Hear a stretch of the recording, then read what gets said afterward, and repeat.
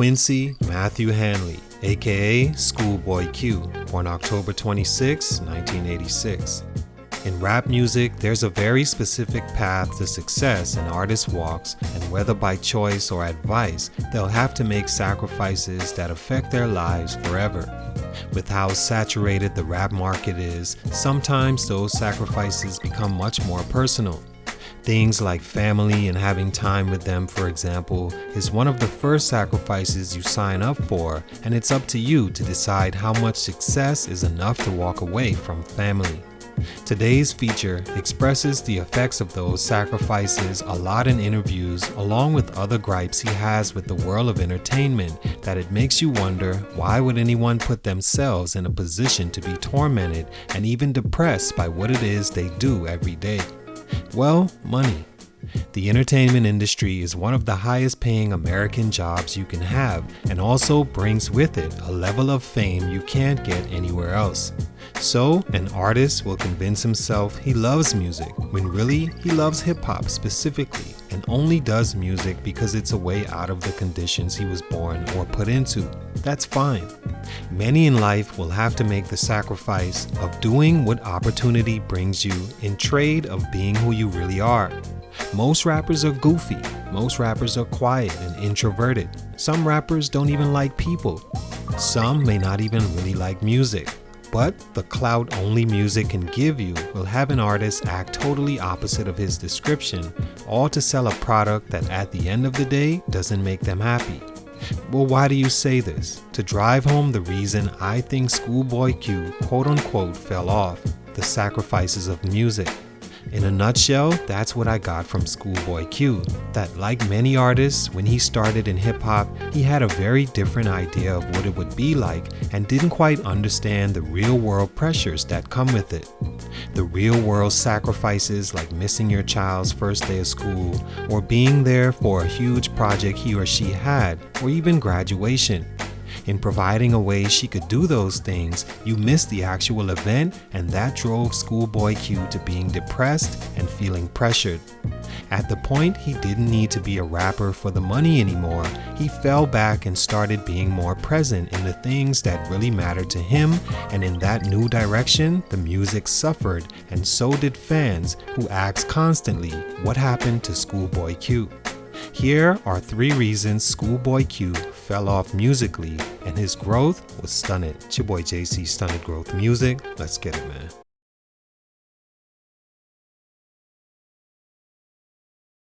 Schoolboy Q is an American rapper born in West Germany on an army base due to his father being in the US Army. Because of his parents' divorce, his mother not wanting to use her or his father's name, randomly selected a last name for him, which is the one he goes by today. After moving to Houston for a short stay, his family moved to South Central Los Angeles, where by 12 years old he was participating in gang activity. He stated he never really understood gang mindset at the time, but because his friends were doing it, so did he. Those activities led to him doing jail time later on in life for home invasion, to which he spent 6 months split between jail and house arrest. Him signing a record deal really came naturally and spur of the moment, as he was still in between taking music seriously and the streets. He would record at TDE's studio from time to time, but even though he began at 16, it wasn't until 21 when he took rap a little more serious. He met J-Rock, Kendrick and Ab Soul, whom he connected to most because of their love for weed smoking. Kendrick took to his personality and made him his hype man, and things went up from there. Stunt number 1, playing social. One thing I like about Schoolboy Q as an artist is that I can trust him. Trust him to be a straight shooter with the words he speaks to you or in his music. Listening to him speak to Vulture about his music career, he mentions not being into certain games you have to play as a rapper in order to remain relevant. Things like social media. It's obvious that within the entertainment industry, you have to stay up on all the new and some old ways of entertaining. Your fans should be seen as cattle of sorts, not in a demeaning way, but to express the responsibility they are to you. Your fans in this way needs to be fed as often as possible in order for them to stick around and act as basically your street team, dedicated to sharing your music until the masses know your name. That isn't only done by putting out songs. You have to allow them to see parts of who you really are and things you really think or believe for them to stay the course and grow as you do. I, for one, definitely can't listen to a rapper if I don't see him as the person he's trying through song to convince me he is. Example, Kendrick Lamar could never convince me he shoots people every other week. Just like Lil Reese can't convince me to leave my doors unlocked. This is because I've grown to know what I know about those rappers, however I got that information. Most likely, it was from social media and watching interviews just as much as I studied their song. Schoolboy Q never plays the social media game too much outside Instagram stories here and there. I like it personally and it's interesting, but you can see how that presents an issue in an industry built to showcase. Stunt number 2, the pressure of it all. Schoolboy Q, before becoming the musician you know today, put out 2 independent albums on TDE before his major label debut of Oxymoron in 2014 through Interscope Records and TDE. Oxymoron had a few hit singles on there, like Collard Greens featuring Kendrick Lamar, Man of the Year, Studio, and a few tracks that could have been singles as well. Schoolboy has always had a unique character about him in his sound first off, but then when you see his artistry sonically and visually, you understand why he reached the levels of Oxymoron going platinum, but also why so much pressure was heaped onto his shoulders.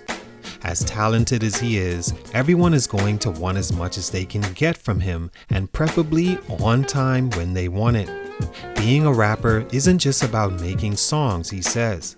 Before you get to where it is you're trying to go, there's thousands of pictures you take, handshakes, and small talk before you even get to the interview, where there's more obligations.